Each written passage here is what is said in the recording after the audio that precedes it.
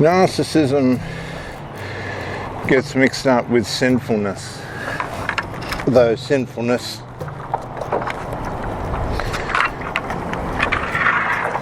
is a fruit of it. The two do get mixed up.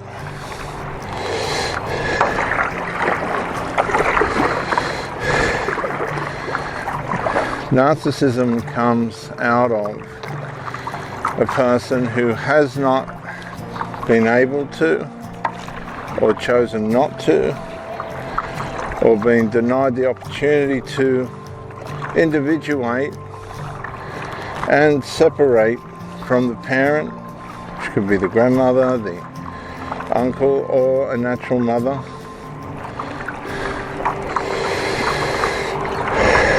During the development of their life, as they grow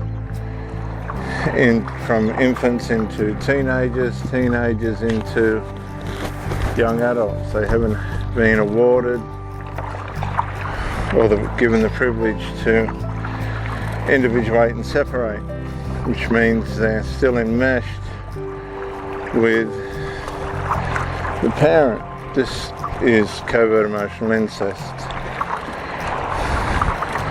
So there'll be a lot going on. There'll be little secrets going on. They'll share things with each other that they ought not. The background noise is the water. We're stand-up paddleboarding on the bay. They'll flirt with each other. They'll give each other inappropriate names like darling or, oh, let's deal with that. Big stinger.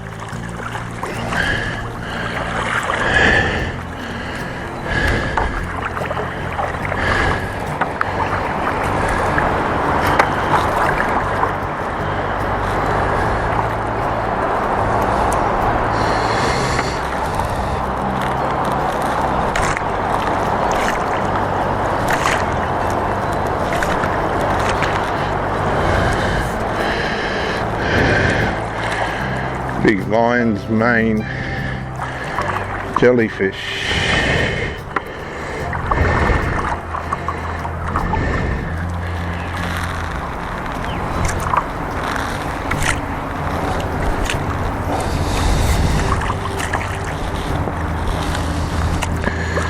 I just killed it.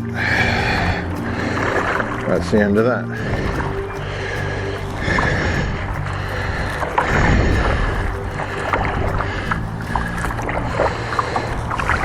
So they haven't individuated, they haven't separated from the parent,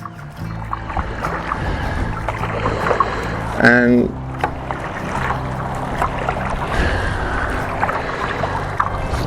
this leaves them in a holding pattern, like a plane that goes round and round an airport but is unable to land for all sorts of different reasons. It can cause them not to be successful. They become very feminine or masculine if it's a female with the father. These people will throw coups inside the family, mother and son against father. A lot of cases the father just has to leave because it becomes too much, or the toxicity towards him.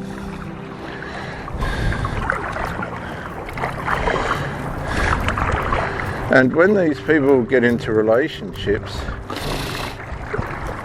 because their primary commitment is towards, and devotion and loyalty is towards the tribal bonds, and I mean family, but tribal sort of gives it a more raw look. You see into it in a different way. If you say family, it's just, oh, but if you say tribal, you can see a spiritual side and a soulish side to it all.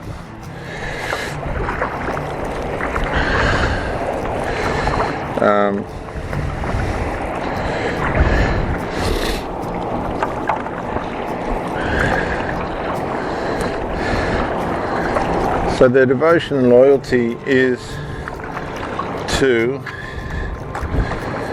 the tribal bond, the tribal commitments. There'll be lust,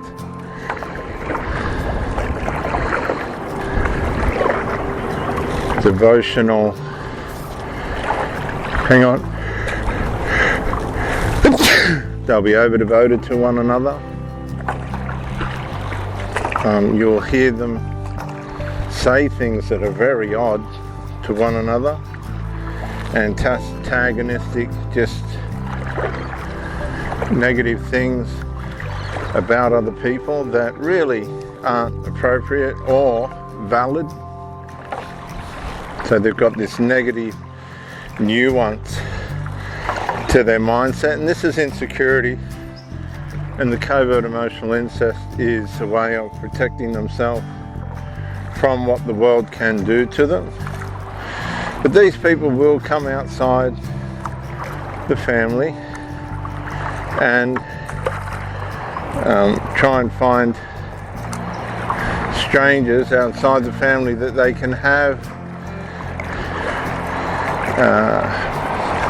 usually sexual relations with in that dynamic, in that area of their life.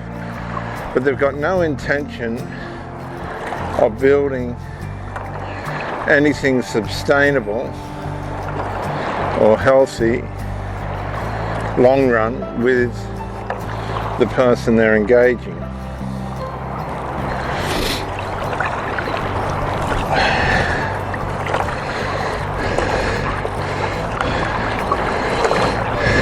Now you meet these people and it's all fireworks at the start, cooperation in most cases. Sometimes it's just immediate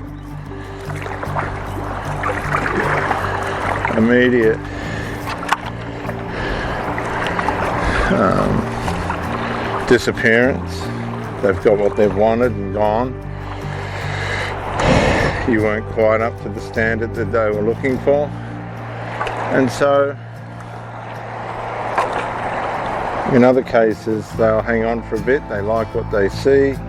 They like what they're getting.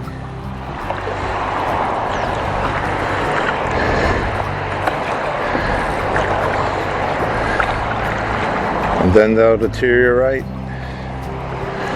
But in most cases,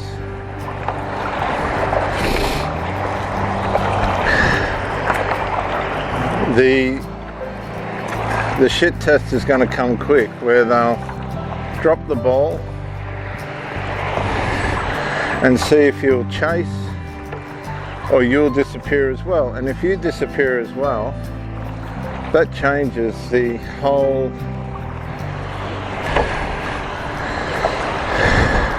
plan of attack. Sometimes they'll come back, other times they won't.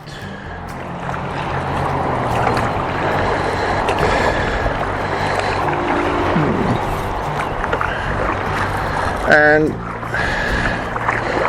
this can leave you in a very odd place,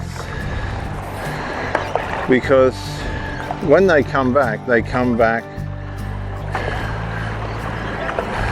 objectifying who you are to such an extent that you think, well, this person's realised I'm valuable, and now they're prepared to try and have a proper, intimate relationship, but they're not capable of that. Usually they're just frightened of missing out. They're frightened of missing out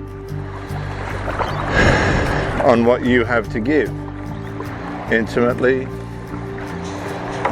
and personality-wise. When you start to get the headaches and the signals and the red flags from these people, it's probably a good idea for you to get out at that point. Just get out. You're going to save yourself years, possibly decades of heartache and wasted time while they failed to grow and mature, and all the disappointment and mental health issues that you'll get from this, and losses, and being taken off the course of the life that you should be on, will go away. Because bad company corrupts good character, the Bible says. And whoever you are and whatever you're up to, it's time for you to get your life back on track.